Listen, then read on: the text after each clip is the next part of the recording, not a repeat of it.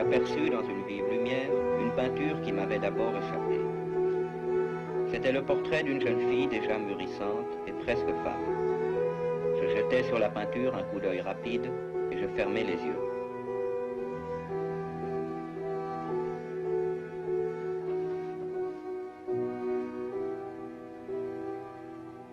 C'était un mouvement involontaire pour gagner du temps et pour penser, pour m'assurer que ma vue ne m'avait pas trompé, pour calmer et préparer mon esprit à une contemplation plus froide et plus sûre.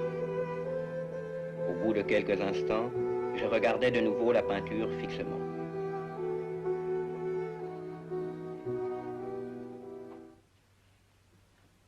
Le portrait, je l'ai déjà dit, était celui d'une jeune fille.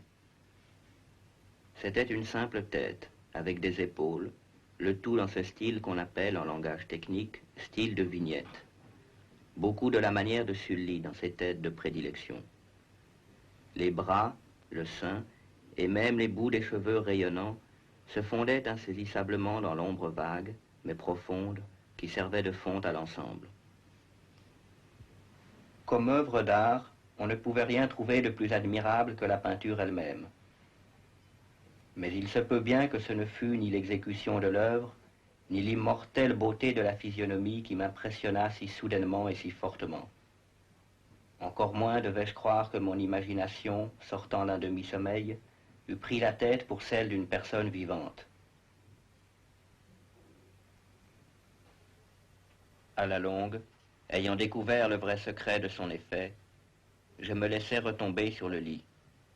J'avais deviné que le charme de la peinture était une expression vitale, absolument adéquate à la vie elle-même. Il est à toi, ce livre? Non, je l'ai trouvé ici.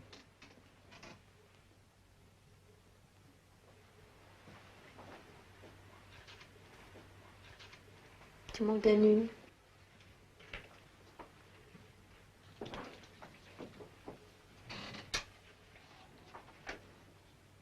C'est notre histoire.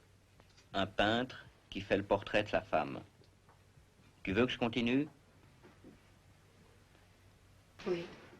Et, en vérité, ceux qui contemplaient le portrait parlaient à voix basse de sa ressemblance comme d'une puissante merveille, et comme d'une preuve non moins grande de la puissance du peintre que de son profond amour pour celle qu'il peignait si miraculeusement bien. Mais, à la longue, comme la besogne approchait de sa fin, personne ne fut plus admis dans la tour, car le peintre était devenu fou par l'ardeur de son travail, et il détournait rarement ses yeux de la toile, même pour regarder la figure de sa femme. Et il ne voulait pas voir que les couleurs qu'il étalait sur la toile étaient tirées des joues de celle qui était assise près de lui. Et quand bien des semaines furent passées, et qu'il ne restait plus que peu de choses à faire, rien qu'une touche sur la bouche et un glacis sur l'œil, l'esprit de la dame palpita encore comme la flamme dans le bec d'une lampe. Et alors la touche fut donnée, et alors le glacis fut placé. Et, pendant un moment, le peintre se tint en extase devant le travail qu'il avait travaillé. Mais, une minute après, comme il contemplait encore, il trembla, et il fut frappé d'effroi.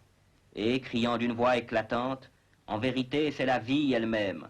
il se retourna brusquement pour regarder sa bien-aimée. Elle était morte.